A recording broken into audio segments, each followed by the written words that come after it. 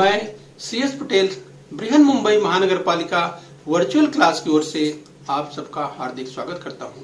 बच्चों, वैश्विक महामारी के चलते इस वर्ष पठन पाठन का कार्यक्रम प्रभावित हो रहा है। ऐसे में हमारी बृहन मुंबई महानगर पालिका ने प्रत्येक विद्यार्थी तक ऑनलाइन शिक्षण पहुंचाने की व्यवस्था की है। तो आइए बच्चों शुरू करते हैं। सुस्वागतम सुस्वागतम सुस्वागतम। तो बच्चों, आज हम बात करेंगे कक्षा 10वीं की। और बच्चों, आज का विषय है भूगोल यानी ज्योग्राफी की हम बात कर रहे हैं। तो बच्चों, स्क्रीन पर आप देख पा रहे हैं कक्षा 10वीं भूगोल की पाठ्यपुस्तक का फ्रंट पेज दिखाई दे रहा है। इस बच्चों, आज का पाठ है 8वां पाठ, अर्थव्यवस्था एवं व्यवसाय भाग 3, यानी बच्चों इकोनॉमी एंड ऑक्यूपेशन पार्ट 3 की हम बात कर रहे हैं। बच्चों, 8वां पाठ अर्थव्यवस्था एवं व्यवसाय भाग 1 और भाग 2 आपने पढ़ लिया होगा। और बच्चों, अगर अभी तक आपने नहीं पढ़ा है तो बच्चों इसी चैनल पर उपलब्ध है। जिस बच्चों पहला और दूसरा भाग उसे पढ़ करके इस भाग को अर्थात तीसरे भाग को पढ़ेंगे तो पाठ को अच्छी तरह से समझ लेंगे। ओके बच्चों, तो आज हम पढ़ने वाले हैं इकोनॉमी एंड ऑक्यूपेशन पार्ट 3। इस बच्चों, मैं CS Patel virtual training centre MCGM Mumbai से। आइए बच्चों आगे बढ़ते हैं। तो बच्चों, आज हम बात करने वाले हैं इस अर्थव्यवस्था एवं व्यवसाय इकोनॉमी एंड ऑक्यूपेशन पार्ट 3 की बात करने वाले हैं। तो बच्चों, इसके पहले हमने पार्ट 1 और पार्ट 2 में इस भारत और ब्राज़ील में इस आर्थिक क्रियाओं के संदर्भ में हमने देखा है। और बच्चों, इस भारत और ब्राज़ील के संदर्भ में हमने इस तथा संयुक्त राज्य अमेरिका में हमने देखा था प्रति व्यक्ति आय $, हमने देखा था। हमने ये भी देखा एग्रीकल्चर अर्थात भारत और ब्राज़ील की खेती के संदर्भ में भी हमने देखने का प्रयास किया, तथा हमने मत्स्य उत्पादन मछली के उत्पादन के संदर्भ में भी देखने का प्रयास किया। तो बच्चों, आज पार्ट 3 में हम लोग विस्तार से देखने वाले हैं, इस इंडस्ट्री की बात करेंगे, उद्योग की बात करने वाले हैं। तो चलिए बच्चों, हम आगे बढ़ लेते हैं।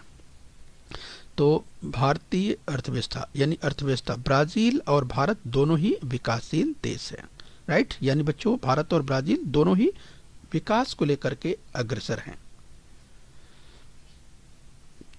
तो हमने चर्चा किया था बच्चों कि इस भारत और ब्राज़ील दोनों ही देशों में अगर हम देखें कि किस तरह से जब हम विकासशील देश की बात करते हैं, डेवलपिंग कंट्री की बात करते हैं, राइट, तो किस तरह से विकास हो रहा है इसकी चर्चा हम करने वाले हैं।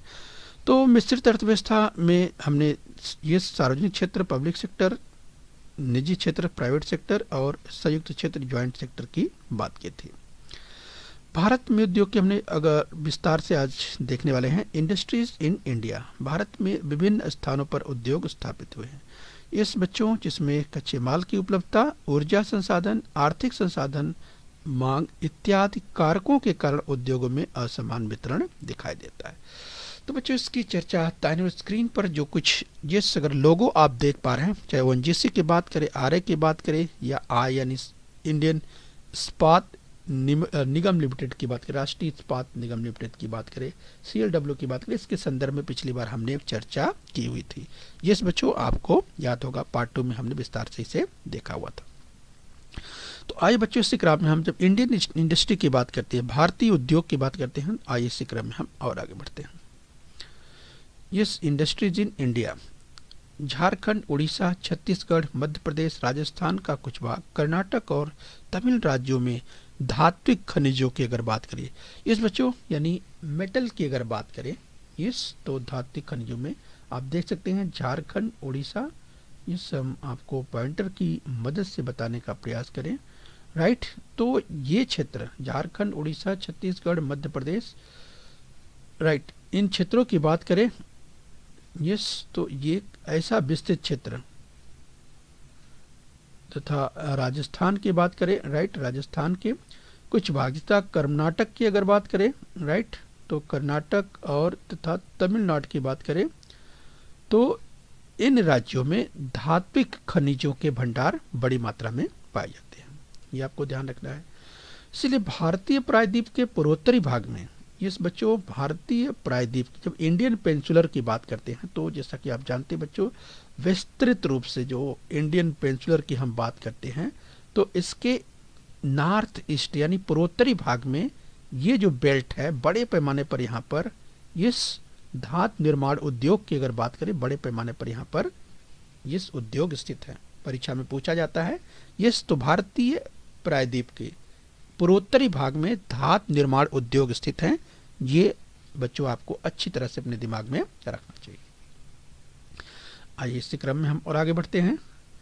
इस बात करें इंडस्ट्रीज इन इंडिया की, तो अधिकांश लौह इस्पात यानी आयरन ओर की बात करें, ये लौह इस्पात के उद्योग इस भाग में केंद्रित है, जिस भाग की हम चर्चा कर रहे थे। राइट, हम नॉर्थ ईस्ट की बात करें यानी इंडियन पेनिनसुलर, भारतीय प्रायद्वीप के इस नॉर्थ ईस्ट की जो बात कर रहे थे, इस विस्तृत क्षेत्र में ये जो विस्तृत क्षेत्र है इसकी हम बात कर रहे हैं। अधिकांश लौह इस्पात के उद्योग इस भाग में केंद्रित हैं। इसका मुख्य कारण बड़े पैमाने पर उपलब्ध कोयले और लौह अयस्क के भंडार हैं। बच्चों आपको याद होगा कि ये क्षेत्र, इस क्षेत्र में अगर आप देखें तो बड़े पैमाने पर जो है इस कोयले और लौह अयस्क आयरन ओर का उत्पादन इस क्षेत्र में सर्वाधिक होता है। और यही कारण है कि हम जब बात करें, जैसा कि बच्चों आप जानते हैं कि लौह इस्पात के जो उद्योग हैं, जो कि जहाँ पर कच्चे माल की अधिकता, अर्थात जहाँ पर जो कच्चे माल का उत्पादन होता है वहीं पर सेंट्रलाइज होते हैं। राइट, और यही कारण है कि लौह इस्पात के जो उद्योग हैं इस भाग में इसीलिए सेंट्रलाइज है। राइट, ये ध्यान रखें, पूछा जा सकता है। साथ ही दामोदर महानदी की घाटी में जल विद्युत, हीराकुंड परियोजना जैसी अनेक औष्मिक शक्ति संयंत्रों से मिलने वाली अखंडित एवं सस्ती बिजली के कारण यह प्रदेश धात्विक उद्योग के लिए अनुकूल है। तो ये बच्चों, ये तो आपने देखा कि बाकी चीजें यहाँ पर सप्लाई हो पाती हैं।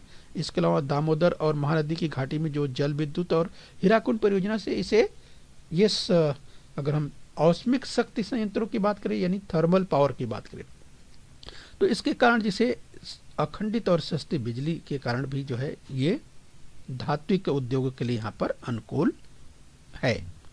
ये भी आपको ध्यान रखना है। ये हम बात कर रहे हैं बच्चों, भारत में उद्योग की बात कर रहे हैं। राजस्थान में तांबा, अगर राजस्थान की बात करें, राजस्थान में तांबा, सीसा, जस्ता। कर्नाटक की अगर बात करें तो कर्नाटक में जहाँ पर लौह इस्पात, मैग्नीज एवं एल्युमिनियम तथा तमिलनाडु की बात करें, बच्चों यहाँ पर एल्युमिनियम उद्योग विकसित हुए हैं। कृषि पर आधारित उद्योगों में कपास, पटसन एवं चीनी उद्योगों का केंद्रीकरण कच्चे माल के प्रदेश में हुआ है। राइट, ध्यान रखिए। उदाहरण के रूप में महाराष्ट्र, उत्तर प्रदेश का चीनी उद्योग। इस बच्चों तो आपको याद होगा कि महाराष्ट्र, उत्तर प्रदेश जो चीनी, अगर गन्ने के उत्पादन की बात करें तो गन्ने का उत्पादन बड़ी मात्रा में यहाँ पर किया जाता है। और यही कारण ये तो बच्चों यहाँ पर आपने सुना भी कि कृषि पर आधारित उद्योगों में जैसे कपास की बात करें, पटसन की बात करें या चीनी उद्योगों का जो केंद्रीकरण है, जो सेंट्रलाइजेशन है, जहाँ पर कच्चे माल का उत्पादन होता है वहीं पर। अब जो गन्ना का क्षेत्र है, उदाहरण के रूप में समझ सकते हैं कि महाराष्ट्र के क्षेत्र की अगर बात करें, उत्तर प्रदेश में गन्ने की मिलें अधिक है। तो पूछा जा सकता है क्यों, क्या कारण है? तो बच्चों ध्यान रखिए कि गन्ना महाराष्ट्र और उत्तर प्रदेश में बच्चों बड़ी मात्रा में होता है। और जो चीनी की मिलें हैं वो कहाँ पर केंद्रीकृत होती हैं? वो होती हैं जहाँ पर गन्ने का उत्पादन अधिक होता है। ऐसा क्यों होता है? ऐसा इसलिए होता है बच्चों चूंकि गन्ना कटाई के बाद वो रस उसका सूखने लगता है। अगर बहुत दिनों के बाद, यानी अगर ट्रांसपोर्टेशन में समय अधिक लगा, बहुत दिनों तक गन्ना काटने के बाद अगर यूं ही रहा तो फिर उसका रस सूखने लगेगा और उससे काफ़ी नुकसान होगा। इसीलिए जो चीनी मिलें हैं जहाँ पर गन्ने का उत्पादन होता है, अधिक होता है, उन्हीं क्षेत्रों में चीनी मिलें स्थापित की जाती हैं। राइट, परीक्षा में पूछा जा सकता है कारण, तो बच्चों आप आसानी से लिख सकते हैं। राइट, इसे ध्यान रखिए। आइए बच्चों इस क्रम में और आगे बढ़ते हैं। विविध राज्यों के वन प्रदेशों के पास कागज, प्लाईवुड, माचिस, राल, लाख, लकड़ी की वस्तुओं का निर्माण ये किया जाता है। कोंकण एवं केरल के तटीय प्रदेशों में काथी, अगर हम बात कर रहे हैं कोंकण का जो क्षेत्र है, कोंकण की अगर बात करें या केरल की बात करें, तटीय प्रदेशों में जहाँ पर कॉफी या फूड प्रोसेसिंग की बात करें, यानी जिसे फल संस्करण कहते हैं, यस, तो मांस प्रसंस्करण, यस, इत्यादि उद्योगों का केंद्रीकरण हुआ है। वनोत्पादन पर आधारित उद्योग केंद्रित हो गए हैं। यस, वनों पर आधारित। हम इंडस्ट्रीज इन इंडिया की बात कर रहे हैं। आइए बच्चों इसी क्रम में और आगे बढ़ते हैं। बात करते हैं कोयाली, डिगबोई, नूनमती। तो बच्चों कोयाली की बात करें तो कोयाली यहाँ पर गुजरात में है, राइट, ध्यान रखिए। कोयाली की बात करें, डिगबोई की बात करें तो डिगबोई आसाम में है, तथा नूनमती की बात करें तो नूनमती भी आसाम में है, राइट, ध्यान रखिए। और बोनगाई गांव बच्चों ये भी आसाम में है। तो ये सब क्या है बच्चों, ये तेल शुद्धिकरण के कारखाने, राइट, ध्यान रखिए, खनिज तेल का उत्पादन करने वाले प्रदेशों में है। ये संवाद करें कोयाली, डिगबोई, नूनमती, बोनगाई गांव, ये सब तेल शुद्धिकरण के कारखाने, खनिज तेल का उत्पादन करने वाले प्रदेश हैं। इन प्रदेशों में मथुरा एवं बरौनी के तेल शुद्धिकरण केंद्र तट से दूर आंतरिक भाग में है और तेल उत्पादन क्षेत्रों से दूर है, मथुरा और बरौनी, राइट। तो इस तरह से बच्चों पाइपलाइन की मदद से ये कार्य किया जाता है, ये सहयोग लिया जाता है। भारत में उद्योग की बात करें, इंडस्ट्रीज इन इंडिया की बात करें। अगर सीमेंट इंडस्ट्री की बात करें, सीमेंट उद्योग की बात करें तो सीमेंट उद्योग का वितरण भी सीमेंट के लिए आवश्यक कच्चे माल की उपलब्धता पर निर्भर है। दाहिने स्क्रीन पर आप देख पा रहे हैं, सीमेंट इंडस्ट्री की बात करें, सीमेंट उत्पादन होता है, देख रहे हैं स्क्रीन पर। यस बच्चों, अगर हम भारत में उद्योग की बात कर रहे हैं, राइट, तो बात करेंगे गुजरात, राजस्थान और तमिलनाडु राज्यों में बड़े पैमाने पर नमक का उत्पादन होता है। जिन उद्योगों की कच्चे माल पर निर्भरता कम है वे देश में अनेक भागों में फैले हुए हैं, जैसे यांत्रिक एवं विद्युत वाहन, उर्वरक और अनेक ग्राहकोपयोगी उत्पाद। यस, तो बच्चों इस तरह से आप समझ सकते हैं कि किस तरह से जिन उद्योगों की कच्चे माल पर निर्भरता कम होती है वे देश में अनेक भागों में फैले हुए हैं। जैसे यांत्रिक एवं विद्युत वाहनों की बात करें या उर्वरक या अन्य इस तरह से ग्राहकों के जो उपयोगी उत्पाद हैं उनसे संबंधित, राइट। तो ये आपको ध्यान रखना है। मुख्यतः बड़े शहरों में इन उद्योगों का केंद्रीकरण दिखाई देता है। तो ये बड़े शहरों में जो बड़े शहर हैं, इन बड़े शहरों में इस तरह के जो उद्योग हैं वे केंद्रीकरण हुए हैं। आइए इसी क्रम में और आगे बढ़ लेते हैं। इस बच्चों थोड़ा सा याद कीजिए, ध्यान देने का प्रयास कीजिए, ये जरा तालिका को ध्यान से देखिए। यहाँ पर देखिए व्यापार संतुलन। यस, अगर व्यापार संतुलन की बात करें तो व्यापार संतुलन क्या होता है? तो बच्चों व्यापार संतुलन क्या होता है, राइट। तो व्यापार संतुलन की बात करें तो व्यापार संतुलन आयात मूल्य व निर्यात की मूल्यों का जो अंतर होता है, राइट, व्यापार संतुलन। व्यापार संतुलन के प्रकारों की बात करें, इस बच्चों व्यापार संतुलन की अगर प्रकार की बात करें तो यस, एक संतुलित व्यापार संतुलन, दूसरा होता है असंतुलित या जिसे कहते हैं सरप्लस एंड डिफिसिट। ये जो व्यापार संतुलन होता है, इस तरह से दो, संतुलित व्यापार तथा असंतुलित यानी सरप्लस एंड डिफिसिट। तो इस प्रकार से दो प्रकार। किस देश की आयात निर्यात से अधिक है? यहां पर ध्यान से देखिए, जो डेटा दिया हुआ है, राइट, ध्यान दीजिए, यूएस डॉलर में दिया हुआ है। यहां देखिए भारत और ब्राजील का तुलनात्मक आप देख पा रहे हैं अध्ययन, निर्यात, आयात और व्यापार संतुलन, राइट, 1910 से लेकर 12-13 तक आपको दिया हुआ है। यानी निर्यात का मतलब एक्सपोर्ट और आयात का मतलब इंपोर्ट, राइट। ये भारत की बात कर रहे हैं। अब जरा ध्यान से देखिए कि क्या पूछा गया है प्रश्न, कि किस देश का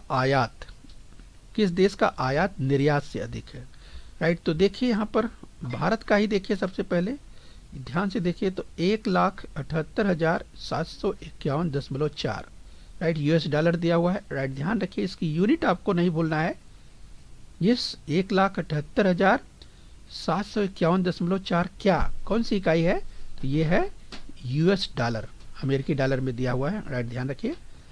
अब आयात देखिए यानी इंपोर्ट देखिए, इंपोर्ट कितना है? 2,88,372.9 यूएस डॉलर।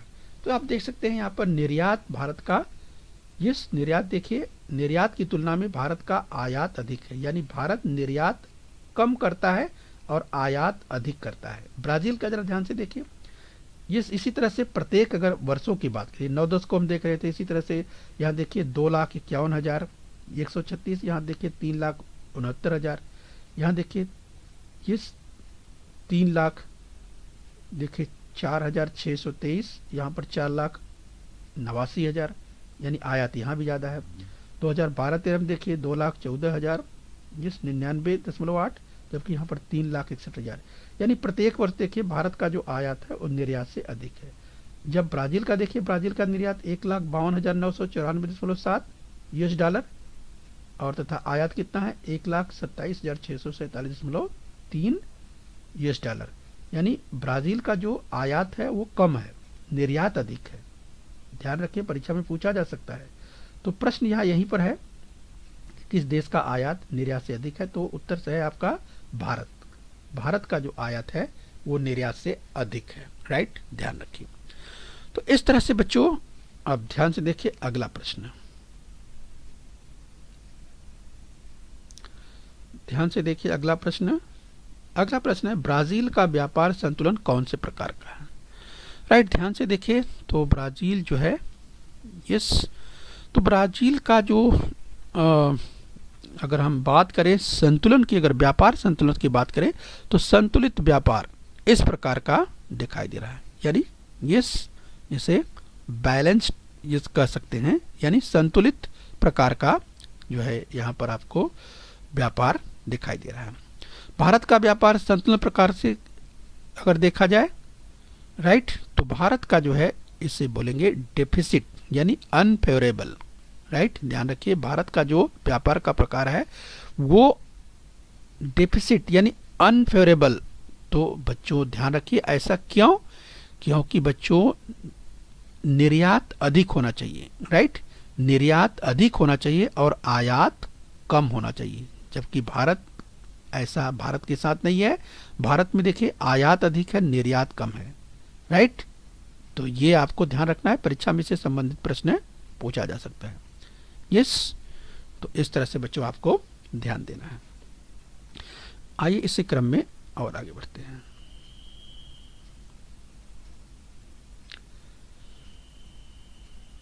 बच्चों यहाँ ध्यान दीजिए, ब्राजील में मुख्यतः लौह अयस्क, कहवा, कोको, कपास, शक्कर, संतरे, केले इत्यादि की निर्यात की जाती है।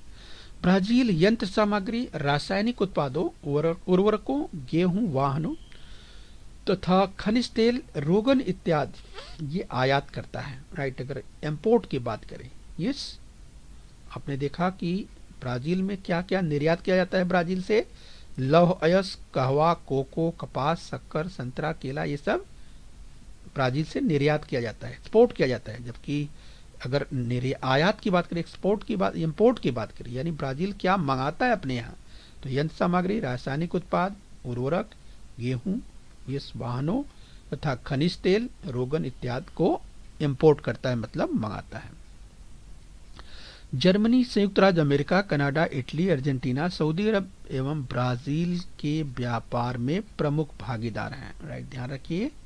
यस, यहाँ पर जरा ध्यान से आप देखिए बच्चों, अगर बात करें ब्राजील का व्यापार, आप देखिए कुल राष्ट्रीय उत्पादन का यहाँ पर प्रतिशत दिया हुआ है, यस, तो यहाँ पर प्रतिशत आप देख सकते हैं। इसके साथ ही ध्यान दीजिए, भारत के व्यापार की बात करें, भारत का व्यापार देखिए दिया हुआ है यस रेड में, आप देखिए, और ब्राजील का जो दिया हुआ है वो ब्लू में, यस। यहाँ पर दिया हुआ है सकल घरेलू उत्पाद में व्यापारों का उत्पाद जो है योगदान दिया हुआ है 1960 1970 से लेकर के राइट 2016 तक, ये सब देख सकते हैं, यस। तो यहाँ पर आप ध्यान रखिए, पूछा जा सकता है, यानी कुल राष्ट्रीय उत्पादन का दर अगर आप देखिए ध्यान से, यस बच्चों, तो आपको समझ में आएगा कि ब्राजील जहाँ पर आप देखिए करीब 25%, ध्यान से देखिए, ब्राजील करीब 25%, यस, अधिकतम जो आपको दिखाई दे रहा है जो डेटा उपलब्ध है। यस, और अगर भारत की बात करें, राइट, भारत को देखें तो अधिकतम आपको 40% यानी कुल राष्ट्रीय उत्पाद का जो प्रतिशत है अधिकतम, राइट, जो आपको दिखाई दे रहा है। तो किस तरह से बढ़ता हुआ 1960 से 2016 तक का जो डेटा उपलब्ध है उसके अनुसार किस तरह से बढ़ता हुआ दिखाई दे रहा है आपको, राइट, ये आपको ध्यान रखना है। तो भारत मुख्यतः चाय, कहवा, मसाले, चमड़ा एवं चमड़े की वस्तुएं, लौह अयस्क, कपास, रेशमी कपड़ा, आम इत्यादि निर्यात करता है। यानी भारत अपने यहाँ से क्या भेजता है, भारत एक्सपोर्ट क्या करता है, चाय का, कहवा, मसाले, चमड़ा, चमड़े की वस्तुएं, लौह अयस्क, कपास, रेशमी कपड़ा, आम इत्यादि, राइट, ध्यान रखिए बच्चों।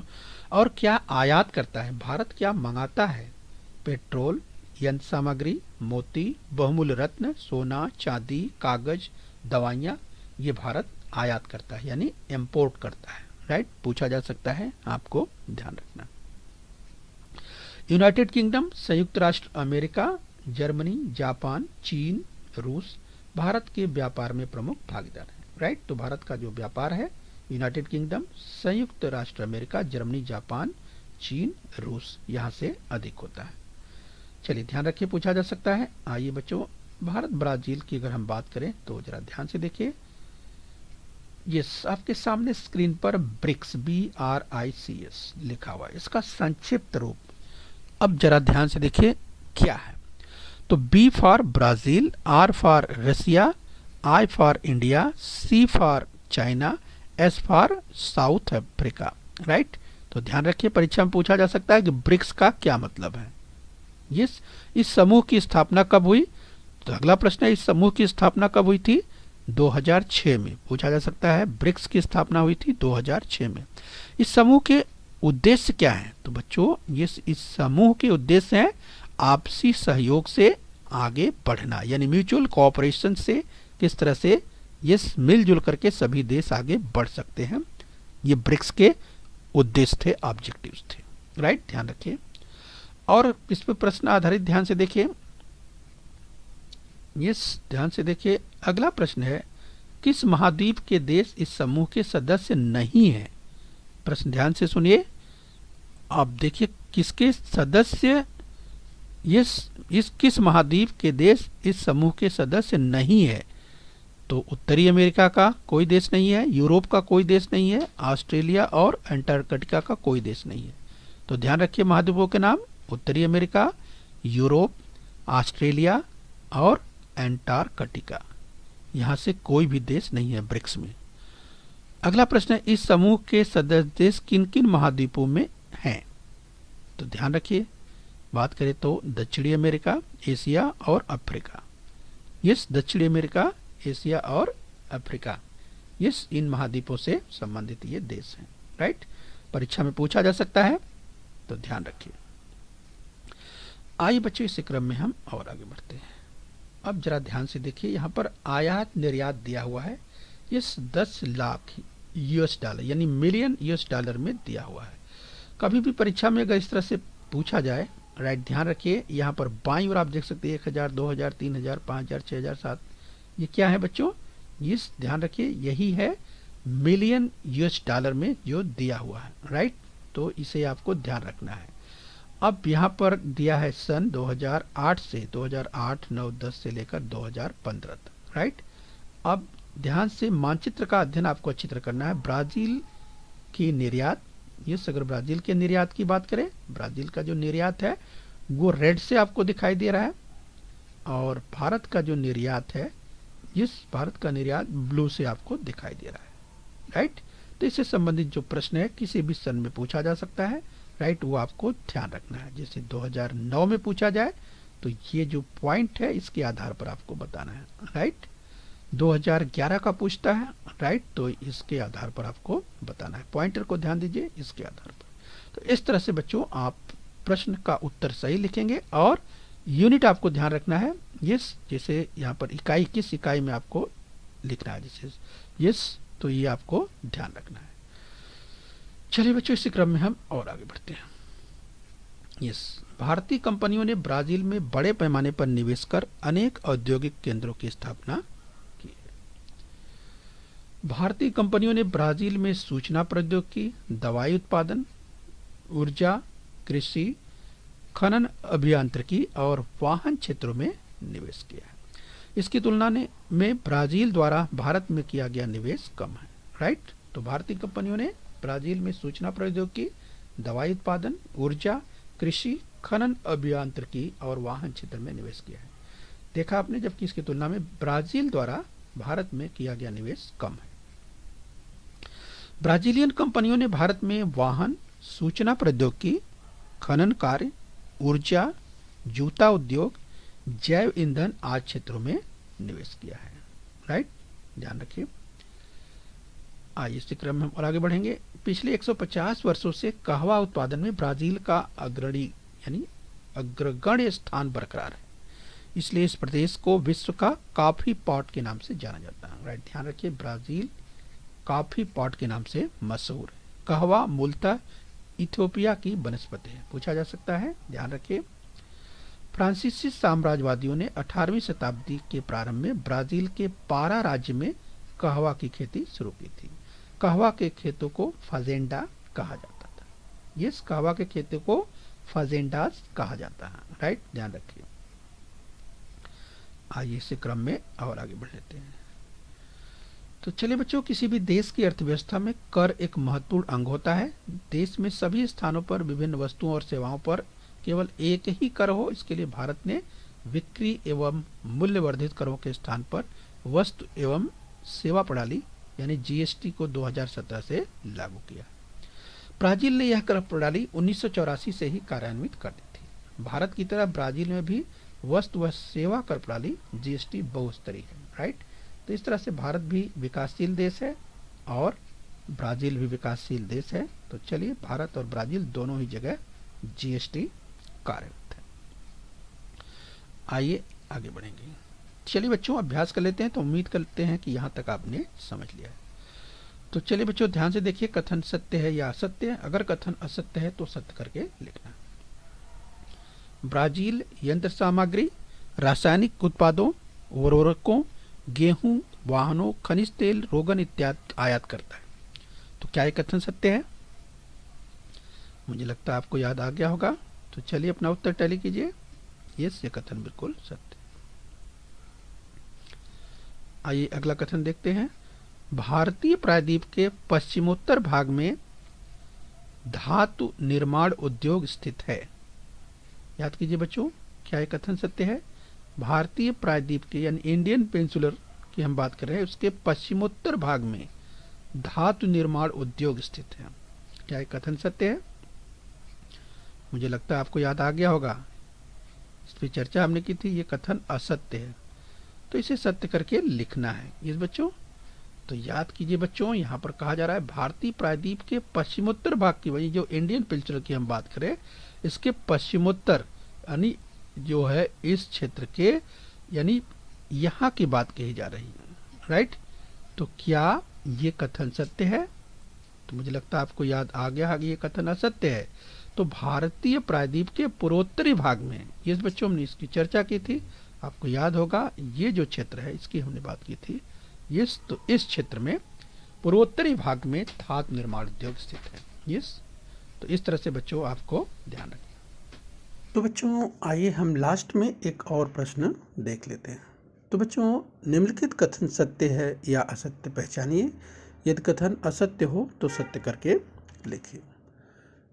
तो बच्चों, ये तीसरा कथन है, गुजरात, राजस्थान और तमिलनाडु राज्यों में बड़े पैमाने पर नमक का उत्पादन होता है। तो बच्चों याद कीजिए, इसकी चर्चा हमने की थी। तो क्या ये कथन सत्य है? गुजरात, राजस्थान और तमिलनाडु राज्यों में बड़े पैमाने पर नमक का उत्पादन होता है। तो बच्चों ये कथन दिया हुआ है। तो बच्चों आपको याद आ रहा होगा, तमाम विद्यार्थियों ने उत्तर दे भी दिया होगा। तो बच्चों अपना उत्तर मिलाइए। यस बच्चों, ये कथन बिल्कुल सत्य है। ओके बच्चों, तो बच्चों खूब मेहनत से पढ़िए, खूब अभ्यास करिए और बच्चों अपने स्वास्थ्य का ध्यान रखिए। ओके बच्चों। बृहन मुंबई महानगर पालिका के इस चैनल को सब्सक्राइब कर लीजिए और बेल आइकन प्रेस कर लीजिए। तो बच्चों, हम उम्मीद करते हैं यहाँ तक आपने समझ लिया है आगे फिर मिलेंगे। आज के लिए इतना ही। Thank you very much.